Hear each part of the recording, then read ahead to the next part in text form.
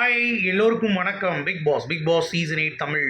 So இந்த வீடியோவில் விஷாலோடைய தீவிர ரசிகர்கள் வந்து பார்த்தீங்கன்னா ரசிகைகள்னு நினைக்கிறேன். என்னுடைய போஸ்ட்டில் வந்து நிறைய கமெண்ட்ஸ் வந்து பார்த்தீங்கன்னா போட்டிருந்தாங்க.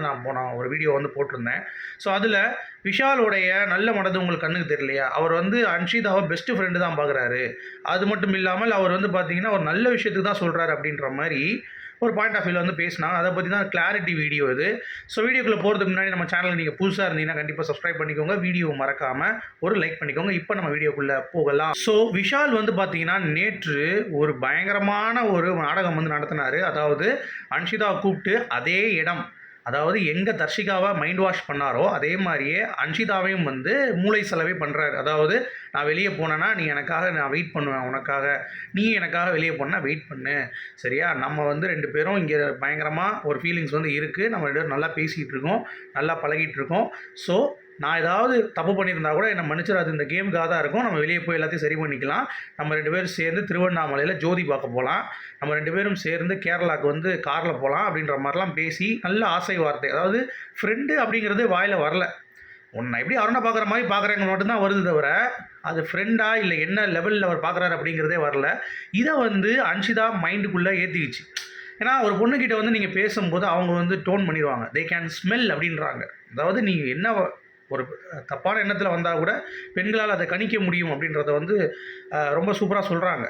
அதை வச்சு அவங்க என்ன பண்ணுறாங்கன்னா, இவன் என்ன நமக்கு அடி போடுறானா அப்படின்ற மாதிரி சொல்லி அருண்கிட்ட போய் பேசுகிறாங்க. அருணும் வந்து பார்த்திங்கன்னா அவன் அதுக்கு மேலே ஒரு மாமா வருவான் போல், மாமா அருண். அவன் என்ன பண்ணுறான் அப்படின்னா, இதை வந்து சொல்லாமல் இது எதுக்கு இங்கே பண்ணுறீங்க, வெளியே போய் பார்த்துக்கோங்க அப்படின்னு சொல்லாமல், இது நடந்தால் ரொம்ப ரொம்ப ஹாப்பி, இதுதான் எங்களுக்கு தீபாவளி பொங்கல் அப்படின்ற மாதிரி வந்து பார்த்திங்கன்னா கடா வெட்டி விருந்து வச்சுருவான் போல தெரியுது. ஏன்னா அந்தளவுக்கு வந்து ரொம்ப அவன் மச்சானோட வாழ்க்கை வந்து அடுத்த லெவலுக்கு போகணுங்கிறதுல அவன் ரொம்ப குறியாக இருக்கான் அப்படிங்கிறது தான். அப்போ அன்ஷிதா கேட்குறாங்க, கன்ஃபியூஸ்டுன்றாங்க. அதாவது அவங்க இல்லை ஓகே அப்படின்லாம் சொல்லலை, எனக்கு ரொம்ப கன்ஃபியூஷனாக இருக்குது அப்படின்றாங்க.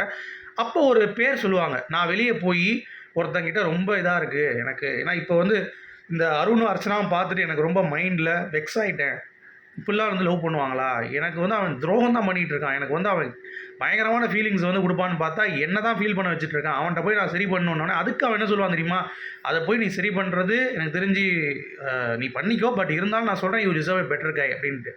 ஸோ அந்த கை தான் வந்து பார்த்திங்கன்னா அர்ணவ் அப்படின்ற மாதிரி நிறைய பேர் வந்து கருத்து தெரிவிச்சிட்ருக்காங்க.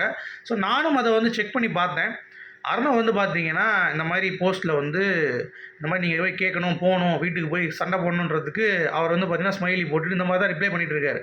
இந்த இஷ்யூக்கு வந்து பார்த்திங்கன்னா அவர் சென்சிட்டிவாக எதுவும் கமெண்ட் பண்ணல, சரியா? உள்ளே இருக்கிறவங்க போய் எல்லாம் பண்ணணும்னு சொன்னே ஜால்ராஸ் அப்படின்னு போடுறது, அப்புறம் வந்து இந்த மாதிரி அன்ஷிதாவோட லிங்க் பண்ணி அவர் போடுற எல்லா இதையும் வந்து பார்த்தீங்கன்னா கமெண்ட்டே கிடையாது, அப்புறம் டேக் பண்ணி தான் போட்டுட்ருக்காங்க. மிச்சம் எல்லாத்துக்கும் ரிப்ளை பண்ணுற அர்ணவ் இதில் சைலண்டாக இருக்கிறப்ப எல்லாம் என்ன சொல்கிறாங்க அப்படின்னா, மக்கள் வந்து அர்ணவ் தான் இந்த ஒரு அர்ச்சிதா ஃபீல் பண்ணுற அந்த பையன், போய் வெளியே போய் கேட்டு அதை முடிச்சு விட்ருவாங்க போல தெரியுது அப்படின்ற மாதிரி கற்பனையிலேயே வந்து சொல்லிட்டு இருக்காங்க. எனக்கு தெரிஞ்சு அது அர்ணவாக இருக்குமா, ஏன்னா உலகம் ரியாக்ட் பண்ணாமல் இருக்கிறது தெரில, என்ன ரீசன் மேபி இருக்கலாம், இல்லாமல் கூட இருக்கலாம், சரியா? பட் ஆனால் அவர் வந்து பாசிட்டிவான போஸ்ட்டுக்கெலாம் ரிப்ளை பண்ணிகிட்டு இருக்காரு. அர்ணவ் பொறுத்த வரைக்கும் அந்த மாதிரி பசங்களை போய் செய்யணும், அந்த வீட்டில் போய் நீங்கள் உள்ளே போனீங்கன்னா விசாலை நீங்கள் கேட்பீங்க அப்படின்ற மாதிரி கேட்குறாங்க. அப்படிங்கிறப்ப அதுக்கெல்லாம் ஸ்மைலி போடுற அந்த மனுஷன் அப்போ என்ன அர்த்தம்னா, ஏதோ ஒன்று நடந்திருக்கு, ஏதோ ஹர்ட் ஆயிருக்கான் அப்படின்ற மாதிரி தான் அர்த்தம். அதுக்கெலாம் ரிப்ளை பண்ண முடியுது. ஆனால் இந்த மேட்ருக்கு வந்த பிறகு அமைதியாயிட்டார், புட்டி பாம்பு மாதிரி.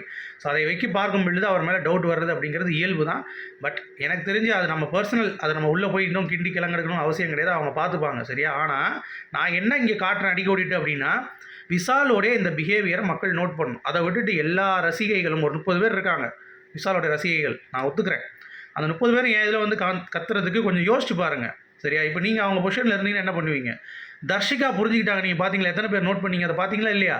தர்ஷிகா வந்து ஒரு பொண்ணு வந்து பெரிய ட்வீட் போட்டிருக்கு, அதை அழகாக எடுத்து I love you to the infinity அப்படின்ற மாதிரி போட்டிருக்காங்க. அதில் என்ன போட்டிருக்கு தெரியுமா, நீங்கள் அட்லீஸ்ட் நிறைய பேர் உள்ளே வந்து நடிச்சிட்டு இருக்காங்க, விஷாலை மீன் பண்ணுது அது மட்டும் இல்லை, நிறைய பேர் வந்து சும்மாவே இருக்காங்க கேம் ஆடாமல் அப்படின்ற மாதிரி மீன் பண்ணுது, சரியா? ஆனால் நீங்கள் உண்மையாக இருந்தீங்க, உங்கள் கேமுக்கு, உங்கள் ஃபீலிங்ஸ்க்கு உண்மையாக இருந்தீங்க, ஆனால் உங்களை போய் வெளியே அனுப்பிட்டாங்க பாருங்கள். இதுதான் வந்து ஒரு கேம் ஷோவா, இது வந்து தகுதியே இல்லை இந்த மாதிரி பண்ணதுக்கு, நீங்கள் தான் டிசர்வ்ட் அப்படின்ற மாதிரி அந்த பொண்ணுக்கு வந்து கிட்டத்தட்ட ஒரு லெட்டரே போடுறாங்க. அதுக்கு தர்ஷிகா வந்து பார்த்தீங்கன்னா அதை உணர்ந்துட்டாங்க. ஏன்னா இன்டர்வியூவில் கூட லாஸ்ட்டாக வந்து பார்த்தீங்கன்னா அவர் இன்னொரு பொண்ணுக்கிட்ட போகிறாங்கன்னு சொல்லி கேள்வி கேட்டவுடனே, சரிங்க அது என்னுடைய ஃபீலிங்ஸ் வந்து பொய்யாயிராதில்ல அப்படின்னு சொல்லி அப்போ கூட அவங்களுடைய ஃபீலிங்ஸ் அவங்க என்றைக்குமே விட்டு கொடுக்கல, அவன் தான் பொறுக்கி போய் அப்படின்ற மாதிரி அவங்க அந்த இதை திருப்பிட்டாங்க. ஸோ அவங்க ஸ்ட்ராங்காக இருக்கும் பொழுது அனிஷிதா வெளியே வந்து பார்க்கும் பொழுது கண்டிப்பாக இவன் வந்து அடுத்த சௌந்தர்யா அடுத்த வாரம் ஏதாவது பண்ணுவான், நீங்கள் பார்க்க தானே போகிறீங்க. டிக்கெட் ஃபினாலே ரன் பண்ணுறப்ப அவனையும் வந்து இது பண்ணிட்டு எனக்கு உன் மேலே ஃபீலிங்ஸ் இருக்குது, நம்ம 2 பேரும் போய் திருவண்ணாமலை ஜோதி பார்க்கலாமாம்பா. அவன் நீங்கன்னா தனியாக போய் பாடுறா மூதேவின்றவா. சௌந்தர்யா கிட்டலாம் வேலைக்கு ஆகாதுன்னு வைங்க.